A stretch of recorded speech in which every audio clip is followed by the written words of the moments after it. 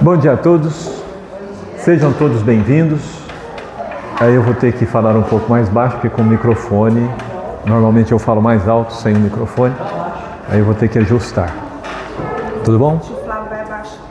O nosso tema é Lar, a primeira escola. E eu começo com perguntas, e as minhas perguntas, elas são perguntas mesmo, tá, gente? Não é pergunta de faz de conta, não, aquelas retóricas que a gente faz só para levantar a bola. É para que vocês realmente respondam, podem responder para si mesmos, em voz baixinha, mas são reflexões importantes. Quem aqui é um espírito reencarnado? Todos nós, né?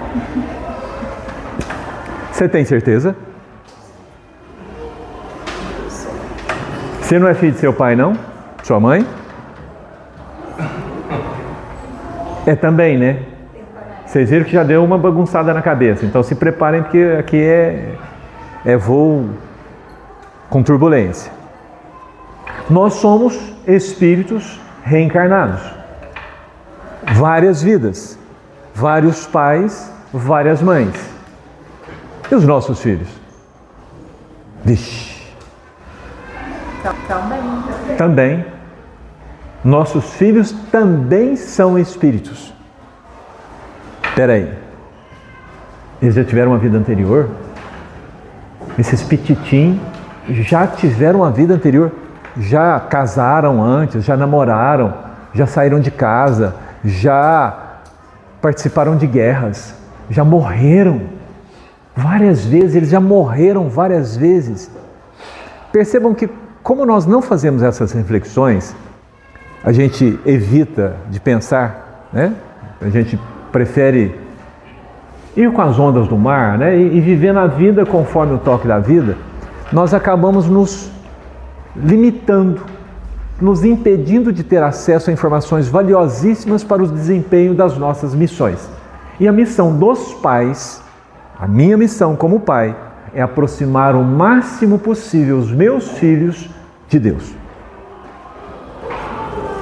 Essa é a minha missão como pai. Eu tenho outras missões, como esposo, como filho, tenho vários papéis. Mas o papel de pai, de mãe, aproximar o mais possível meus filhos de Deus. Como é que eu faço isso? É um espírito imortal, com seus cacoetes, com seus inimigos desencarnados. Se Deus quiser, eles já progrediram tanto que nem tem mais inimigo. Tem. E os inimigos deles vêm para minha casa, é óbvio. Os amigos não vêm?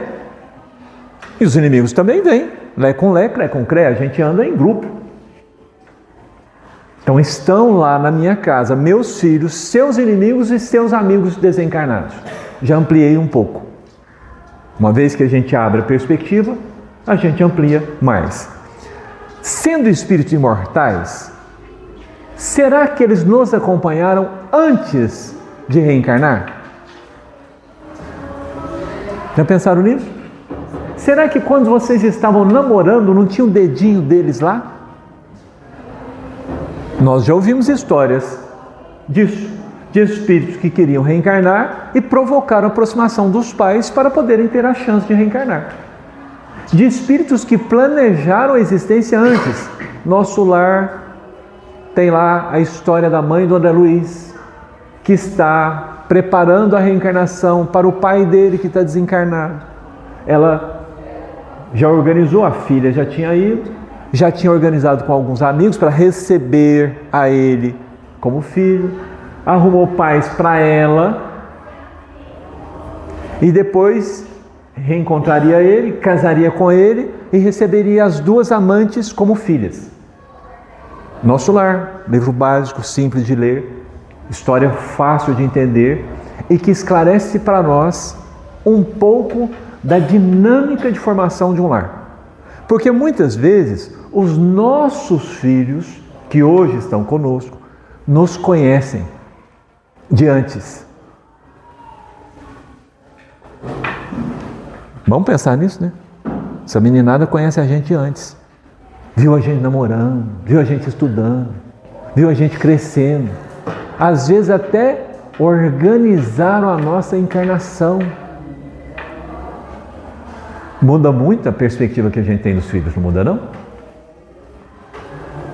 Só que quando eles vêm, eles passam pelo... Como é que chama o rio lá do inferno, do esquecimento lá? Égide. Não é? Passam pelo Égide, o rio do esquecimento. Curioso que na mitologia, o rio do esquecimento acontece quando a gente morre. A gente morre, passa por ele e esquece. Porque muitas vezes, ao conversar com os espíritos desencarnados, eles não se lembram onde moravam, o nome deles, o nome das pessoas em volta, eles esquecem. Perturbados pela morte, pelos problemas que estão enfrentando, eles, o que é vida? O que é morte? Né? Eles esquecem. Então, muitos espíritos realmente passam já desde antes, mas muitos só vão passar por isso pré-reencarnação. Nosso lar de novo, Dona Laura, se preparando para reencarnar, ela vai, o marido já foi, agora ela estava indo, entra lá no período de adormecimento para ajudar na formação do embrião, do corpo. Tudo bem até aqui? Nada de novo, né? Mas vejam que as conexões não são normais. Normalmente a gente não pensa nestes temas quando a gente pensa nos filhos. Porque a gente olha para os filhos e acontece uma coisa que também está explicada no Evangelho. Deus, ele coloca alguma coisa, ele põe um ingrediente no nosso instinto, na nossa parte física, que faz com que a gente olhe para a criança e não perceba ali um espírito imortal, que a gente se enterneça com ela, porque ela precisa de cuidados.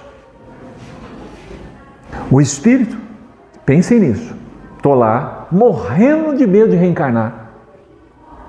Por que a gente morre de medo de reencarnar?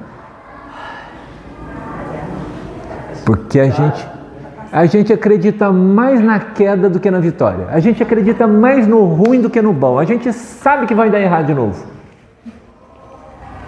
A gente vai com confiança. A gente vai com tanta confiança que a gente morre de medo. Então, ele vem para os meus braços nessa condição. Preparou, organizou, porque enquanto está distante, é uma beleza, né? Não, porque daqui 10 anos, daqui 5 anos, e aí vai chegando perto. E o nosso lar, a expectativa da Dona Laura deixa isso muito claro. Vai chegando pertinho, ela vai ficando desequilibrada.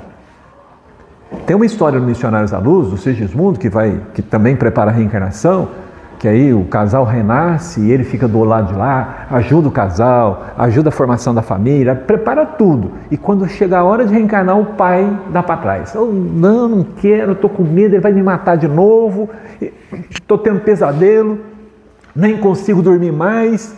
E aí chega um amigo, reúne eles, e olha como ele está necessitado, olha os farrapos, olha os andrajos dele, ele vem te pedir ajuda, você não tem dó dele. Aí ele se internece e aceita o Sigismundo, que já tinha preparado, 30 anos, 50 anos antes, ele estava preparando, acompanhou a reencarnação dele, ele cresceu, casou, teve filhos, já tinha filhos, agora vinha o Sigismundo, passou tanto tempo e ficou com medo.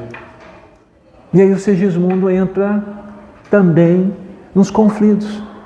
Porque a obra que eu estava fazendo aqui é uma obra muito importante, muito boa, quem vai cuidar disso? A gente cheio de tentar afastar a reencarnação. Então nossos filhos vêm para nós nesta situação. Dificilmente vem um espírito crístico na nossa casa, né? Lá em casa não veio nenhum. Veio na casa de vocês? Porque o espírito crístico, ele vem lúcido, né? Ele domina a matéria. Então, domina tanto que quando Maria vai visitar Isabel, e aí a Isabel fala para ela: a que devo a honra da visita do meu Senhor, da mãe do meu Senhor? Porque mal você entrou na porta e o meu filho saltou no meu ventre de alegria. Gente, os espíritos diferenciados, né? Né? O João, no ventre da mãe, reconhece Jesus no ventre de Maria. Não é o nosso caso, né? Então, o nosso caso é um caso mais comum de reencarnação, e sendo um caso comum de reencarnação, eles vêm para nós com medo de nascer. Com medo de nascer por quê? Porque sabem da dificuldade que vão enfrentar para se transformarem em homens de bem, em mulheres de bem, em pessoas de bem. Sabem que o grande objetivo da reencarnação deles, qual que é a nossa missão como pais? Aproximar de Deus. Aproximá-los o mais possível de Deus, correto? Qual que é a missão deles como filhos? Se aproximar o mais possível de Deus. Então, de que eles estão com medo? De falhar nessa aproximação. Eles vêm com esse medo.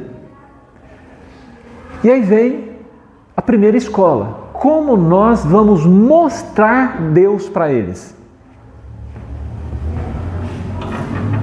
Assim que eles tiver tamanho, eu vou para o centro, vou fazer evangelização de bebê. Não, resposta errada. Nossa atitude, né? Como exemplo. Com certeza. Deus é Deus é amor. Perfeito? Deus é amor? Tudo bem? Alguma dúvida nesse lugar? Deus é amor. Deus cuida. Deus zela. Deus ama. Como é que a gente entende o amor? Com currião?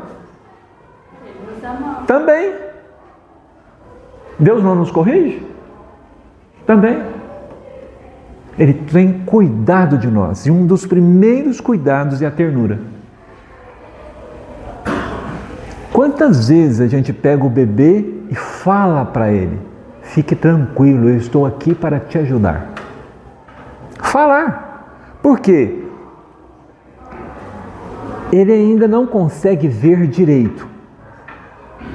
Mas ele ouve e sente. É tão assim que existe uma discussão na medicina que os bebês, antes do cérebro estarem pronto, eles reconhecem a voz da mãe, reconhecem a voz do pai, reconhecem a voz dos familiares. Ele ainda não tem o cérebro pronto para isso, e é por isso que a ciência briga nesse lugar. Ele não deveria ser capaz de fazer isso, porque ele não está pronto para fazer isso. As enfermeiras sabem que é assim. Então, o neonatal, uma das coisas que elas procuram fazer é permitir que os pais se aproximem e conversem perto do bebê. Os cientistas falam que é um absurdo, porque não deveria, mas a criança se acalma. Existe uma ligação, existe um entendimento, existe uma percepção desde esse momento. Pensem nisso. Que tanto que a gente recebe os nossos filhos e os agasalha e os envolve, mas envolve a nível de olhar para eles e entender que ali há um espírito. Porque muitas vezes, sendo um bebê, a gente tem discussões próximo deles e a gente fala mal deles. E eles estão ouvindo. Tem uma história que o Divaldo conta. Não é o Divaldo, não, é aquele lá do açaí, o palestrante. Alberto. Isso, Alberto Almeida. Que uma mãe estava com um problema com a filha, que a filha não mamava nela, não aceitava ela, recusava ela de tudo quanto é jeito. E aí ela procurou o mentor para ver o que podia fazer. E aí o mentor explicou assim: teu problema começou com ela na sala de parto. Ela, como assim? Aí ele dramatiza a história, mas no final das contas, no dia que nasceu, ela olhou, era uma menina. Ela falou assim: ah, é uma menina. Que ela esperava um menino. A menina se sentiu rejeitada. Aí veio o mentor explicar para ela: todo dia, na hora que ela estiver dormindo, vai lá, senta na beirada da cama dela e conversa com ela e explica que você realmente teve uma decepção. Não adianta mentir para ela. Você teve uma decepção, mas que ainda assim você a amava. Que você a amava, tanto que você cuidou dela, que você amamentou ela, que você esteve disponível para ela. Conversa com ela. Ela foi conversando, aí chegou um momento em que a menina a perdoou. E esse momento ela reconheceu, porque a menina a chamou de mãe. É a primeira escola, sim. Só que essa dinâmica acontece nestes diálogos. Porque às vezes a gente olha a criança e acha que ela não ouve, que ela não entende. Como é que nós começamos? Vocês são espíritos imortais? Estão aqui reencarnados? Os filhos de vocês são o quê? Também espíritos imortais reencarnados. Nós percebam que toda a nossa conversa ela vem num crescente, embasando cada uma das reflexões nas anteriores, ok? Para formar um todo coeso que seja passível de ser interiorizado e levado com vocês para a vida, certo? Observem que eu não estou olhando para a criança como um ser indefeso. Eu estou olhando para a criança como um ser, como eu, que se relaciona, que conviveu comigo antes de reencarnar, que fez tratos combinados comigo antes de vir para minha casa e que traz junto de si outros espíritos, outras ligações, e isto nunca se acaba. Apesar do corpo dela não poder manifestar tudo isso, eu sei, e isto acontece independente dela ser capaz de manifestar. Agora nós vamos dar um outro passo. Vocês devem conhecer a palestrante Anete Guimarães. A Anete Guimarães ela faz um gráfico curioso e muito simples de entender, coerente de entender, em que ela põe assim: quando o espírito está reencarnando, ele passa a maior parte do tempo de lá. Então, imagina que você tenha um gráfico, né? E aí tem o tempo de lá e o tempo de cá. Então, no começo ele está 100% de lá e pouco de cá. Aí ele vai descendo, ele vai passando mais tempo de cá e menos tempo de lá. A criança no começo não dorme muito? O espírito está onde? Está de lá. Entenderam o de lá e o de cá? Né? Não é de lá, um lugar lá longe, um lugar afastado, num céu, lá em Marte. É de lá, fora do corpo. Alguns espíritos estão plenamente adormecidos. Plenamente adormecidos. Então, apesar de estarem de cá e de lá eles continuam dormindo. Mas existem outros espíritos, na mediana, que estão lúcidos de lá. E na medida em que as células vão se ligando e formando, né? Vocês já pensaram no processo da reencarnação, ali na formação do zigoto, na multiplicação das células? Como é que vocês imaginam o espírito nessa hora?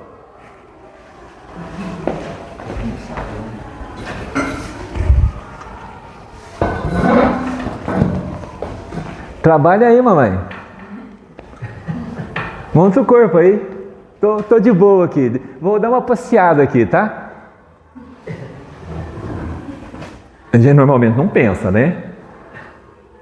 Mas o espírito, ele está lá dentro da memória dele, revivendo o processo evolutivo que ele acompanhou a matéria. Porque o corpo, todo ser vivo, tem um princípio espiritual. O que dá vida ao corpo é esse princípio espiritual, correto? Certo? Então a matéria não se junta sozinha. Ela é dirigida. A mãe assiste. Os mentores assistem, os trabalhadores encarregados da reencarnação assistem. Mas boa parte do trabalho é do espírito reencarnante. Um espírito mais elevado, mais desenvolvido, faz isso. Já viu aquelas pessoas que são multitarefas? Então, o mais elevado, ele consegue fazer o corpo e consegue sair, trabalhar em outros lugares, fazer um punhado de coisa. O João pulando lá no corpo. Entendemos? Então, tem os espíritos que estão quietinhos, estão no automático, adormecidos. Eles acordam de vez em quando de cá e dormem de cá e dormem de lá. Existem espíritos que estão acordados e vão ficando sonolentos no processo da reencarnação. Isso vai num crescente. Quando a criança nasce e ela vai crescendo, chega num ponto em que inverte, ela passa mais tempo de cá do que de lá. A Anete, nessa palestra, explica lá a questão dos meses, 7 meses, 2 anos, 4 anos, que correspondem a algumas mudanças de fase. E uma das coisas que acontece é que a reencarnação ela está consolidada em torno dos 4 anos. Até os 4 anos é comum a criança ter lembranças de outra vida. Dona Ivone conta para nós que ela olhava para os pais e falava assim: você não é meu pai, não. Eu conheço meu pai, você não é meu pai. E a mãe também. E ela olhava para aquele povo e não entendia nada. Porque ela não adormeceu a memória. Isso trouxe muitos desafios. Tem crianças que passam por desafios homéricos no processo da reencarnação, pela dificuldade do esquecimento. Mesmo as que não esquecem, quando a gente entende essa coisa de lá e de cá, quando nós entendemos o processo da reencarnação, a gente sai daquele conceito de que a criança é um livro em branco. Ela não é um livro em branco. Ela me olha com 1 ano e já sabe manipular. Eu não ensinei para ela manipulação e ela já sabe me manipular. Não sabe? Vocês conhecem alguma criança de 1 ano que já não manipula os pais, os avós, principalmente avós? Nossa, mas elas sabem manipular os avós. Como é que elas fazem isso? Elas não têm nem tamanho, não sabem nem andar, já sabem manipular nossas emoções. Ficou claro? Mudou a perspectiva? Estão pensando em seus filhos de uma maneira diferente? Essa é a maneira real. Dado isso, e dado o caso que o mentor fala para a mãe conversar enquanto dorme. Enquanto dorme, por quê? Porque o espírito está mais desprendido do corpo, ele é mais espírito. Certo? Kardec explica para a gente que existe o espírito e existe a reencarnação. Quando o espírito se liga à matéria, ele deixa de ser espírito. Não na essência, mas a ligação com a matéria provoca uma mudança tal, uma dependência tal, que ele não pode mais ser pensado como o espírito livre. Que o espírito, uma vez ligado à matéria, ele põe o nome de alma, para separar, porque a lucidez do espírito é muito diferente da lucidez da alma. E o que é uma alma? Um espírito reencarnado. Na doutrina espírita, a alma, a definição que ele dá é essa, espírito reencarnado. Então, quando nós estamos reencarnados, nós estamos ligados à matéria. Quando a gente dorme, muitas vezes a gente se desprende, a gente se afasta do corpo, a gente vai visitar. Os espíritos superiores só consentem reencarnar entre vós por causa do sono, porque no momento do sono eles podem voltar ao convívio dos seus, nas suas pátrias, nos seus lares. Conhece esse trecho da doutrina? Lá no Livro dos Espíritos. Certo? Os espíritos superiores têm mais liberdade. Então, durante o sono, eles vão lá para outros planetas, inclusive, porque muitos vêm para cá em missão. E vêm em missão para quê? Para ajudar a gente. Só que não aguentam o rojão, a pressão é grande. Eles precisam de retemperar suas energias. O espírito se alimenta de amor. Aqui na Terra, amor é meio regrado, né? A gente só dá se receber. A gente pensa muito na troca, né? Eu só amo se eu for amado. Então, é quase que um negócio toma lá, dá cá. Um espírito que vem e doa-se imensamente, que é o caso dos espíritos superiores, eles vão receber amor de que forma? Voltando para o meio amoroso do qual vieram. Convivendo com os espíritos amorosos que fornecem amor de uma maneira intensa. Nossos filhos, quando estão reencarnados, precisam então se aproximar o máximo de Deus. Se Deus é amor, precisa se aproximar o máximo do amor. Uma coisa boba. Dizer para eles, desde o berço, eu te amo.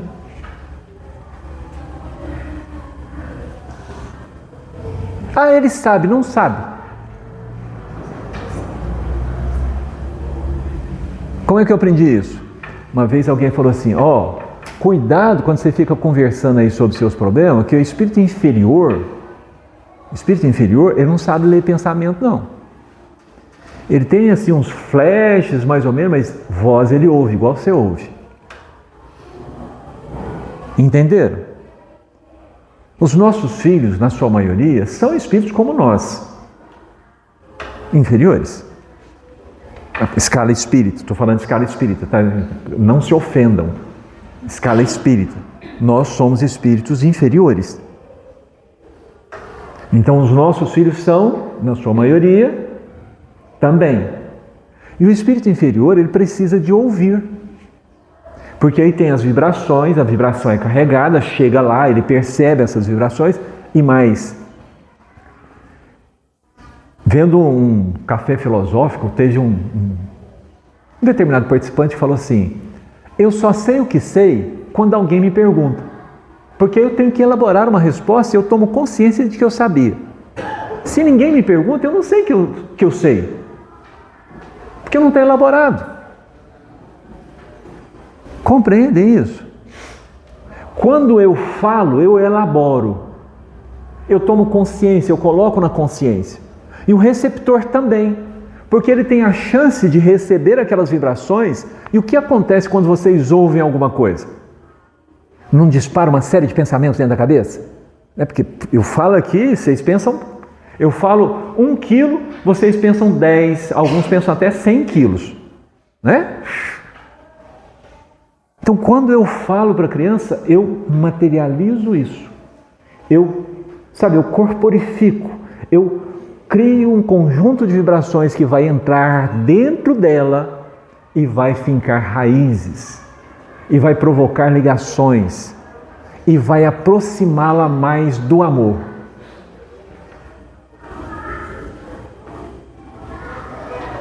Maluco, né? E simples. Palavras. Palavras têm poder. No princípio era o Verbo. E o Verbo era Deus. Verbo. Palavra. Ação. Estão associando por que realmente o lar é a primeira escola? Porque o que eu falo na minha casa, o ambiente que eu formo, as discussões que eu tenho, a musiquinha falava lá de não falar palavrão, né? Esse ambiente, ele está ouvindo. E neste momento, ele está muito indefeso. Porque ele ainda não tem os filtros ligados no corpo.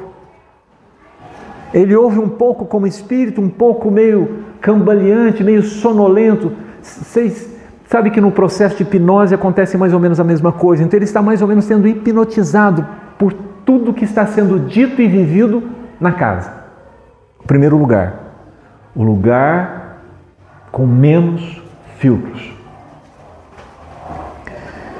A Anete explica que as doenças mentais mais graves são traumas que ocorrem mais cedo. Quanto mais cedo acontece o trauma, pior é a doença. No sentido de que existem níveis. Existe a pessoa que um remedinho resolve. Existem pessoas que uma conversa resolve. Esse é o mais leve.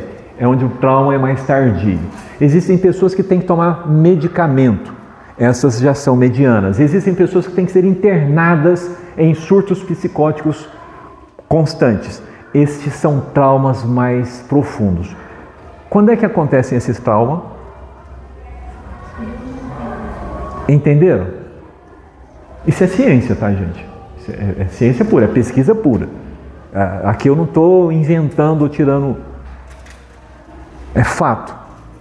Quanto mais cedo a criança é traumatizada, quanto mais cedo o espírito... Lembra do caso que o Almeida contou?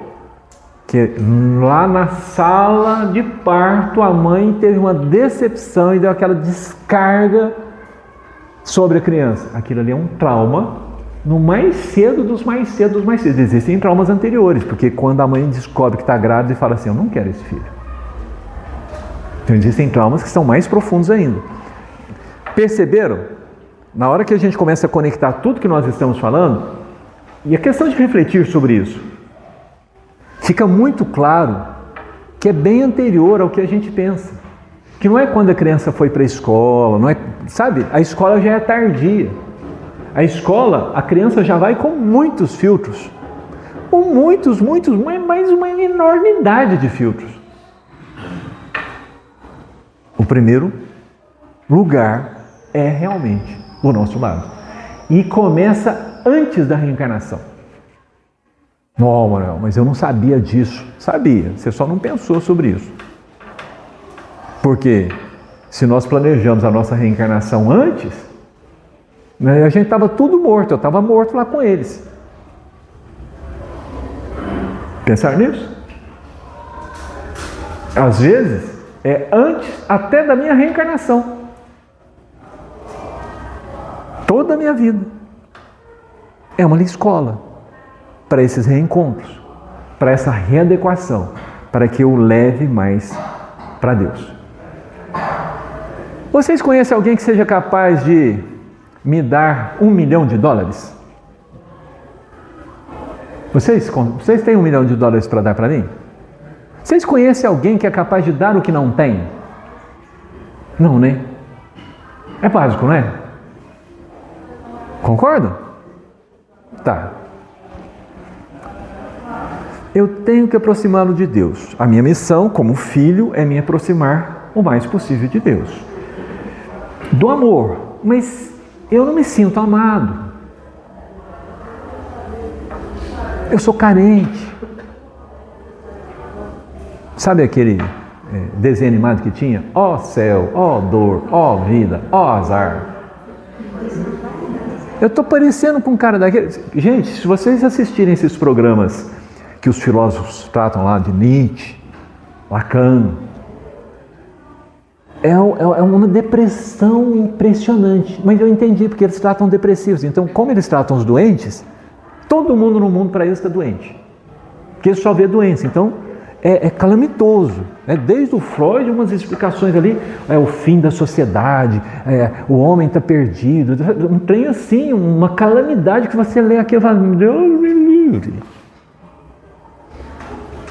Tá. E se a gente estiver daquele jeito? Acreditando que a humanidade não tem jeito, que Lula não presta, Flávio também não presta, os outros também tudo não presta, meu prefeito não presta, a sociedade não presta, ninguém presta, meu pai não presta, minha mãe não presta, meus avós não prestam, a comida não presta, está tudo degenerado, tudo que a gente come faz mal. Vocês conhecem alguém assim, né? Eu espero que não sejam nós, né? Perceba, quando a gente entra num atoleiro desse, e aí vem um filho. E eu tenho que sair desse atoleiro, porque eu preciso encontrar o amor para dar o amor. Eu preciso amar para ensinar para ele o amor. Esse cuidado, esse zelo, esse olhar, essa verberação, né? Tornar audível as minhas emoções, conversar com eles, falar que está com medo. Quantas vezes a gente fala para os nossos filhos que a gente está com medo? E como é que eles vão lidar com o medo deles? Eles, de repente, eles acham que é absurdo ter medo, porque meu pai não tem medo, minha mãe não tem medo, e como é que eu posso ter medo? Meu pai não chora, eu estou chorando, então eu não sou digno. E a gente vai criando um ambiente que gera uma série de traumas neles. Por quê? Porque a gente se distanciou dessa lucidez de que há uma tarefa a ser feita, e essa tarefa envolve o amor. E nós sabemos amar. E muito. Não é pouco, não. A gente ama tanto, mas a gente ama tanto, é tão entranhado em nós, que se a gente não amar alguém, a gente ama uma planta. Ama um gato, ama um cachorro, ama o travesseiro, ama o chinelo, ama a camisa velha, ama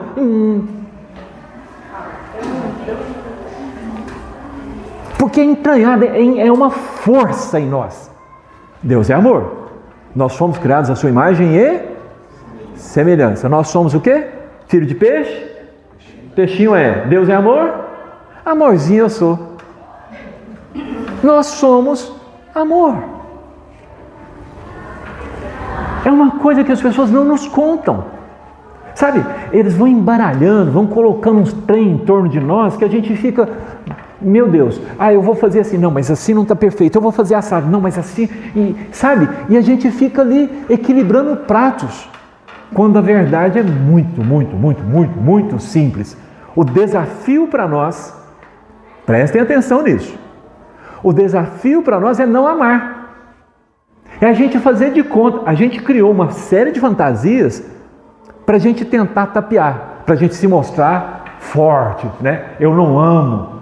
É só olhar as músicas de corno que a gente tem. E não é sertaneja não, tá? Vocês pegam a música americana e vai ler a letra, a maior parte das músicas é de eu amei e ela foi embora e não deu certo, e a gente quer se fazer de forte. Para se fazer de forte, a gente diz que não ama. Tem uma separação. Por que a gente separa? Porque a gente é imperfeito. A gente não dá conta de amar uma pessoa há muito tempo.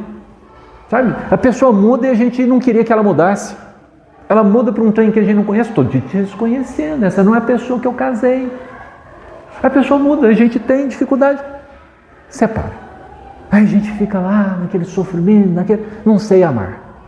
E muitos começam a falar assim, não vou amar de novo, não. Não vou amar de novo. E vamos repetindo isso. E vamos construindo em torno de nós uma proteção, ou isso é as trevas, tá? Nós vamos construindo em torno de nós um manto negro para que as pessoas não nos vejam, para que a gente fique invisível, para não ter o perigo de encontrar alguém e correr o risco de amar. Eu já faço cara feia para a pessoa nem chegar perto, para não ter perigo, porque se a pessoa chegar perto e oi, tudo bem, dê um sorriso, eu vou ter que falar oi, tudo bem. Quando vocês conhecem uma pessoa, alguém apresenta a pessoa para você, você pega na mão dessa pessoa desconfiado ou com confiança? Nós aprendemos a ser desconfiados. Mas de verdade, se você for apresentado para mim, eu já pego na sua mão com confiança. Esse é o nosso normal.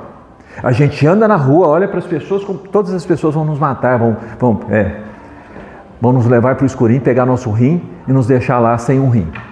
A gente pensa assim, vão levar meu celular, eu vou ser o homem caído lá da palavra de Jesus. A gente morre de medo. Mas na hora que alguém fala assim, deixa eu te apresentar o Manuel, aí pronto. A gente tem confiança. A nossa natureza é essa. Pouco se fala da nossa natureza boa. Nós fomos treinados a ter a convicção de que a nossa natureza é má. Se nós fomos treinados a ter a convicção de que a nossa natureza é má, o que nós acreditamos sobre nossos filhos?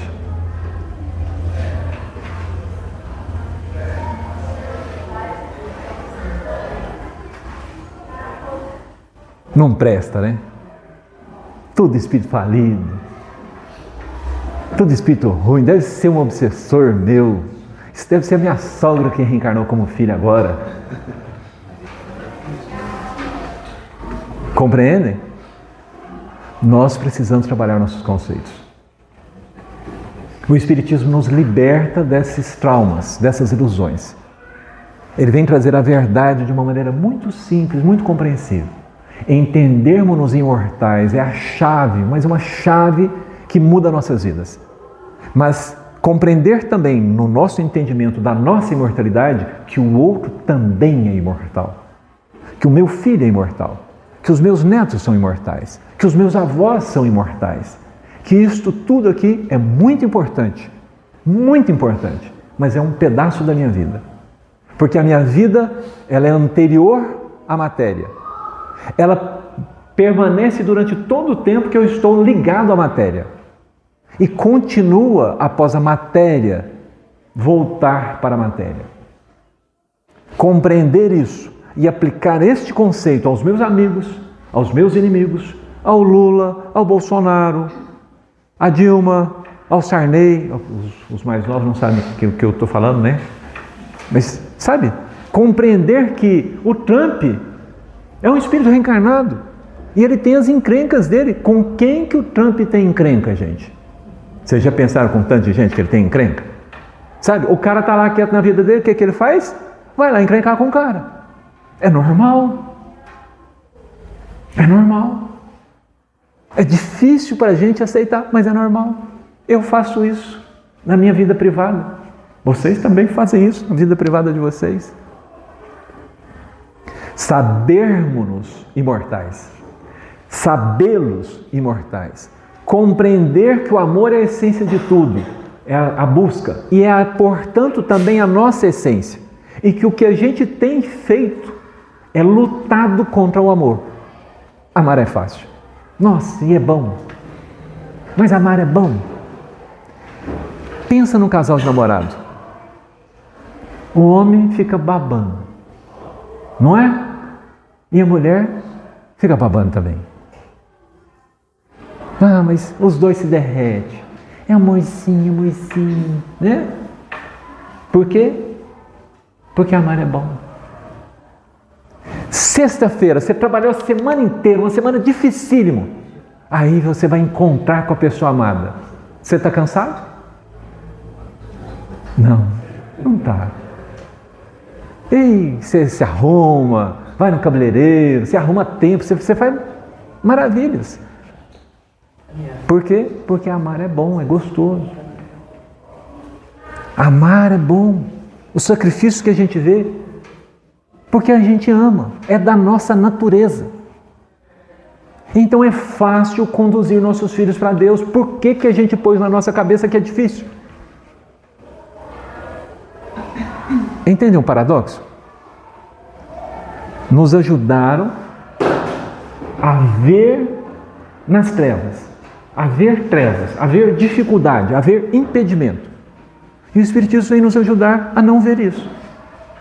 Santo Agostinho, questionado sobre como é que a gente pode fazer para se tornar uma pessoa melhor, e ele fala que um sábio da antiguidade já vos disse: conheceis a vós mesmos. Isso que a gente está fazendo aqui é conhecendo a nós mesmos. Ah, sabemos da importância disso, mas, sabe, parece ser difícil. Aí o que Santo Agostinho responde para eles? Essa pergunta todo espírito conhece, né? O que Santo Agostinho responde para ele? Não sabe antigamente. Depois dessa, é muito fácil. Conhece é o primeiro passo. É muito fácil. Tornar-se uma pessoa melhor é muito fácil. Eu fico bravo só de lembrar disso. Porque eu fui treinado a acreditar que é impossível. Quer ver? Vocês foram treinados também. Que tal sermos que nem o Chico? Esse de ombros que a gente dá, o que a gente acredita? Que não é fácil, não, é muito difícil. Viver a vida que a gente vive é muito difícil. Ir contra a nossa natureza é muito difícil. Resistir contra o amor é muito difícil, desgasta, é cansativo. Amar não.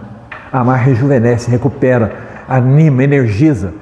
Então, neste aspecto, se nós abrimos o nosso coração para os nossos filhos e permitimos que essa energia boa que nós trazemos se exteriorize, que ela se manifeste, vai ficar muito mais fácil. Eu vou recuperar minhas energias. Vai ser bom.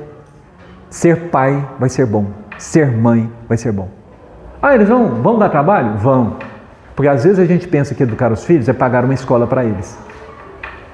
Educar os filhos é abraçá-los de vez em quando. É rolar no chão com eles. Bobagem, né? Quanto custa?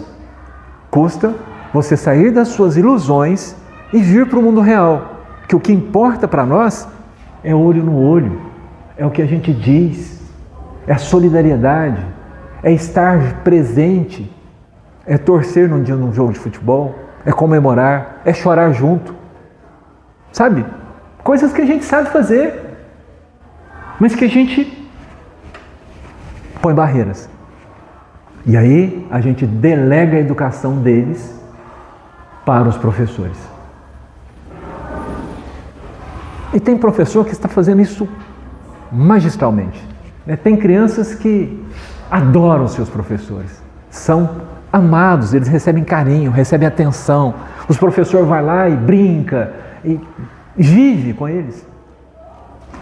Mas tem professores que estão, ó dia, ó céu, ó dor, ó azar. E seu filho pode cair na mão de um desses, que olha para toda criança como um inimigo, porque não gosta do que está fazendo, não queria estar ali. E às vezes a gente olha para os nossos filhos como inimigos porque nós não queríamos estar ali. A gente queria estar no show do Bruno Marrone, Guilherme Santiago, né? Tem uns mais novos aí, vocês desculpem, não sabem o nome dos mais novinhos. A gente queria estar lá. E aí está o filho. E aí pega esse momento, já que você não pode estar no show, já que você abriu mão de várias coisas para estar ali, esteja ali plenamente. Plenamente. Inclusive, dando espaço quando ele não te quer presente. Vocês já viram que tem hora que a gente quer ficar no nosso cantinho? Tem hora que a criança só quer ficar lá no cantinho dela. Está brincando de boa e tal. Aproveita, vai fazer outras coisas. Mas passa perto dela assim e de implicância, dá um cheiro nela. Né? Te amo demais, sou. A criança vai, sai para lá, pai. Mas ela vai ficar em paz. Ela vai guardar isso nas profundezas do coração. Porque não importa onde a gente esteja. Não importa o que a gente queira. Deus toda hora dá um cheirinho na gente. Ele chega e dá um abraço. Ele chega e manda um te amo. Gosto demais de você, sou. Oh, coisinha linda da minha vida. Ou vocês pensam que Deus gosta mais da natureza do que de nós? Ele gosta da gente. Mais do que qualquer pai na terra. Mais do que qualquer outra pessoa. Então é fácil. É fácil. Mas eu preciso de abrir meu coração para receber esse beijo, para ser amado. Eu preciso parar de temer o amor. Nós tememos o amor. Nós somos educados a temer o que é bom. Temer a felicidade. A felicidade não é para mim. Quem sou eu para ser feliz? Não, eu sou muito culpado e eu tenho que reencarnar muitas vezes, passar pelo sofrimento. Sai disso. Lembra do filho pródigo? Nós estamos falando de educação. Quando o filho se afasta do pai, o pai permite que ele se afaste. Quando o filho retorna, como é que o pai o recebe? Uma festa e um abraço. E como é que ele ensina o outro filho que fica com inveja? Ô, meu filho, tudo que é meu é seu. Você sempre está do meu lado. Sempre compartilho tudo com você. Porque quando a gente se fecha, a gente põe a mão no peito de Deus e afasta ele. Eu não te quero, eu não quero ser amado, eu não mereço, eu não sou digno de ser chamado filho. Acreditem, ele não vai deixar de nos ver como filhos, porque eu estou falando para ele que eu não presto. Nada do que eu fizer vai diminuir o amor dele. Alguma coisa que os nossos filhos fizerem vai diminuir o nosso amor?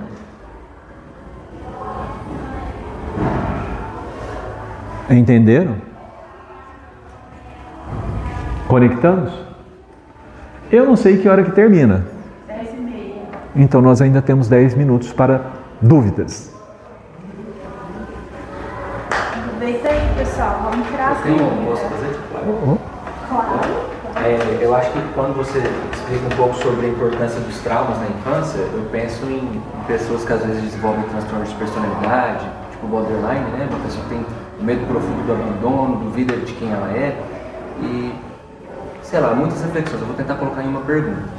Você acha que uma pessoa que tem, por exemplo, um transtorno de personalidade grave, passou por uma infância com os pais usuários de droga, e essa pessoa se torna uma adulta e não consegue se tornar a mãe que gostaria, e acaba que o filho se perde na vida também, será que uma pessoa dessa, ela consegue se reconectar? Ela conseguiria se reconectar se ela não passar pela religião? Ou seja, se ela não procurar só uma ajuda psicológica, psiquiatra, teria como essa pessoa curar um pouco os traumas dela e tentar, de repente, ser uma mãe mais em paz com esse filho, uma vez que ela teve uma infância difícil? Haveria como ela fazer tudo isso sem passar pela religião, pelo espiritismo? Qual é a sua janela de tempo? Qual é a sua janela de tempo? Eu estou pensando na encarnação atual dos próximos 20 anos, né? Um espaço bem curto, né? Pode acontecer. Mas qual é a janela de tempo? Porque todos nós seremos espíritos perfeitos. Então, esse quadro que você descortinou, vai chegar um momento no tempo em que todos os espíritos envolvidos nesse drama serão todos perfeitos, portanto amorosos. Tudo isso terá sido superado, porque os espíritos também perguntam para os espíritos superiores: como é que um espírito que uma vez faliu, em chegando à perfeição, lida com as lembranças do passado? E aí os espíritos vão explicar que não importam mais, porque dado que você já resolveu tudo e que você ama, aquilo dilui. Certo? Então, o segredo é a janela de tempo. Para quem só acredita numa vida, é impossível. Para quem tem muitas vidas, é uma questão de tempo. Então talvez ela precise se abrir para as verdades espíritas, né? Para ficar talvez mais em paz, menos sofrida. Aí, tem uma coisa relevante. Ninguém empurra ninguém. Porque se empurrasse, Deus estava empurrando. Certo? Então, pensa que Deus concedeu liberdade para a pessoa. Se Ele concedeu liberdade para a pessoa, Ele vai criar circunstâncias favoráveis sempre que necessário. Traduzindo de outra forma, quando na parábola Ele recebe o filho, ou então quando eu cuido da pessoa caída, né? Quando eu não estou em plena luz, alguém que ama está cuidando de mim. E todos nós estamos sempre sendo cuidados, que nem a mãe do André Luiz com o pai dele. O pai dele está lá, não quer nem saber dela. Ela não está fazendo por causa de sexo ou por causa do amor físico. Ela está fazendo porque ama ele. Porque ela cuida dele, cuidou do André Luiz, ela visitava o André Luiz todo dia ela visitava ele. Quando ela não podia ir, ela mandava alguém para visitar ele. Então, é um amor que Ministra Veneranda está há 800 anos no nosso lar. E ela visita os lugares de maior sofrimento, porque ela está à espera, ela está procurando aqueles entes queridos ao coração que se desviaram no caminho. Então sempre tem alguém cuidando da gente. Nós vamos por quê? Porque estas pessoas vão criando circunstâncias para que a gente vá descobrindo por nós mesmos. Mas elas criam circunstâncias para que a gente descubra. E quando a gente não consegue, criam outras circunstâncias. E outras circunstâncias. E outras circunstâncias. Memória de um suicida. Eles estão lá, estão se preparando para reencarnar, vão ter que passar pelas provas, pelas dificuldades de novo. Eles materializam uma cidade com tudo, com móveis, com tudo, igualzinho. O Camilo diz que é tão real, mas tão real, que eles perdem o senso de que estão mortos. É como se eles tivessem voltado para Lisboa, para o Porto, para as cidades deles. E aí eles começam a viver as experiências, simular. A gente tem visto realidade virtual, a gente não imagina como é que é a realidade virtual nesse ambiente. Eles começam a simular. E é tão real que ele vai tentar suicidar de novo. E na hora que ele vai, eles desmancham tudo. O espírito leva um susto, porque sai daquela ilusão, ok? Daquela simulação. E aí eles conversam, mostram, olha quem estava ajudando. Ajuda a pessoa a entender o contexto para se preparar melhor para quando renascer, não passar por aqui. Então, eles estão trabalhando o contexto. Mas cada um de nós vai no momento em que tiver a maturidade e o crescimento e a interiorização necessária. Okay? E se formos falar de várias pessoas que passaram aqui na Terra, né, e evoluíram de uma forma diferente, né? Falamos, por exemplo, do Chico Xavier, que sofreu toda a infância dele, sendo, né, o que a madrasta dele fez, né? Sim. E aí tem uma história que eu já até contei aqui em uma palestra que eu fiz há tempos atrás, do Hitler, né? O Hitler era um cara que tinha uma família maravilhosa, boa, religiosa, e por uma frustração nas belas artes, né, no mundo das artes. O primeiro lugar que rejeitou ele quando era jovem ainda, na época, com 17 anos, foi o primeiro lugar que ele mandou explodir, que foi Viena. Então, uma pessoa que tinha uma educação muito boa, era tratada muito bem pelos pais, pela mãe, mas que lá na frente fez as escolhas erradas. Né? Então, essa questão também é uma questão que deve ser trabalhada bastante na gente também, né? Desde a questão da infância, né? Então, tem pessoas que sofreram, mas lá na frente a pessoa conseguiu, né, na caminhada da vida, no aprendizado da vida, com espiritualidade na vida, igual o Chico foi, e conseguiu reverter isso, né? Porque ele poderia também ser uma pessoa ter seguido um caminho errado, né? Vamos dizer assim. Sim. Então, ele decidiu não seguir esse caminho. Graças a Deus ele teve também a espiritualidade ao caminho dele para poder auxiliar e desenvolver, né? E fazer os passos, e os passos que a gente hoje sempre gosta de falar, sempre gosta de usar como referência. E como Jesus também, né? Olha o tanto de coisa que ele passou no caminho dele, e ele é o exemplo, igual você falou. Deus é amor, Jesus é principalmente o nosso principal ideal, para a gente poder seguir, pelo menos os passos dele. É claro que a gente vai conseguir fazer tudo, igual a Jesus, mas o máximo que a gente puder fazer e aplicar no nosso dia a dia, principalmente nos nossos filhos, é o maior exemplo que a gente pode dar para eles. Belas referências. E na janela de tempo de uma vida, o Paulo também era um assassino. Okay? Porque às vezes a gente fala na janela de tempo, a gente pensa só com uma janela de tempo longa. Não, cada um tem a sua janela. Né? Tem as janelas e tem as condições. Então Jesus propiciou uma condição para o Paulo. A mesma condição que o Paulo teve, o Emmanuel teve. O Paulo aderiu, o Emmanuel não aderiu. Então é isso que eu estou falando sobre o contexto. Promove-se um contexto para que a pessoa tenha oportunidade, mas a adesão vai do fórum íntimo de cada um, da liberdade de cada um. Mais perguntas? Deixa eu te um questionamento. Você falou a questão dos filhos, né, na preparação antes, né, e durante a gravidez. E quando você recebe o seu filho, um com 4 anos de idade, o outro mais ou menos com 2 anos de idade, tudo bem que pode ter tido uma preparação anteriormente, mas como você não teve essa oportunidade de ter, né, essa preparação no momento da concepção, tal, e até os 9 meses, até como lidar às vezes com questões até emocionais que eles venham sentir na hora que chegar tipo adolescência, alguma coisa assim. O amor é sempre a ferramenta de recuperação. Então, se teve traumas anteriores, eles estarão lá e dali para frente a gente vai chegar. O que pode acontecer muitas vezes é que a pessoa se fechou numa concha e não quer receber o amor. A gente ama a si mesmo, a gente fala a si mesmo, a gente sorri a si mesmo. E mais cedo ou mais tarde, isso na lembrança dela vai fazer efeito. O Emmanuel, ele, num dos romances que ele são autobiografias, salvo engano 50 anos depois, não, Ave Cristo, ele pede que seja dado a ele a condição de poder auxiliar o filho. E o mentor dele concede para ele 100 anos. Aí ele reencarna, aí ele tem as dificuldades, chega num determinado ponto, aí ele morre. Aí ele está conversando com o mentor, porque não deu, né? Aí o mentor fala para ele, mas não deu 100 anos, você já desistiu? O que o Emmanuel faz? Depois você vai voltar lá para rever nos detalhes. Ele sai imediatamente à procura de um lugar para reencarnar. Primeira putaria que ele encontra, ele reencarna e é abandonado. Vai passando um moço, um andante na rua, escuta o choro dele e pega ele para criar. Deu para você? Nenhum planejamento para essa existência dele. Porque a janela de tempo dele era curta e ele precisava voltar imediatamente para ter um tempo junto com o filho. E nessa existência, ele vai ter com o filho e consegue trazê-lo de volta para Jesus, que é o Arnaldo Rocha. Certo? Então, se tem um trem que não foi planejado, é aquela existência dele. Primeiro lugar que ele viu, estava fazendo sexo ali. Tem um óvulo mais ou menos, reencarnou. Lata de lixo.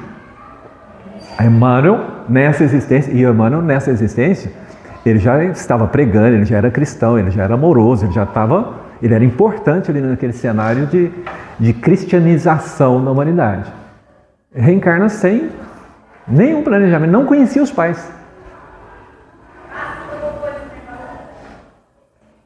Ok? Sabe? São os trilhos, a afinidade, e chegou ali uma alma bondosa, conta com a caridade, porque é tarefa dele. Deus tem mensageiro em tudo quanto é lugar. Na hora que o humano está num trabalho do bem, foram organizando as coisas para ele preencher.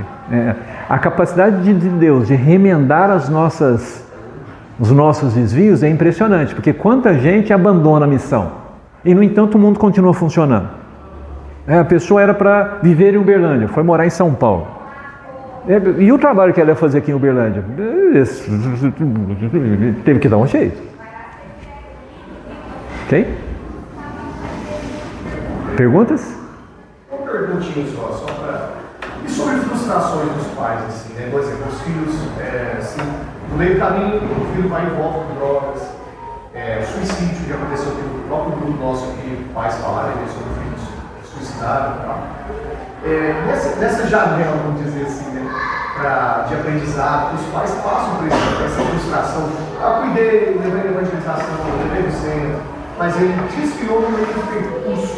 Santo Agostinho te respondeu no Evangelho: aos pais que tudo fizeram por aproximar o máximo possível seus filhos de Deus e não conseguiram, tranquilizem seus corações, porque lhes serão concedidos em outras existências terminarem a tarefa agora iniciada e incompleta. Santo Agostinho, salvo engano, capítulo 4 ou 5 lá da Bem-aventurados aflitos. Ok? Que a paz do Cristo nos envolva a todos.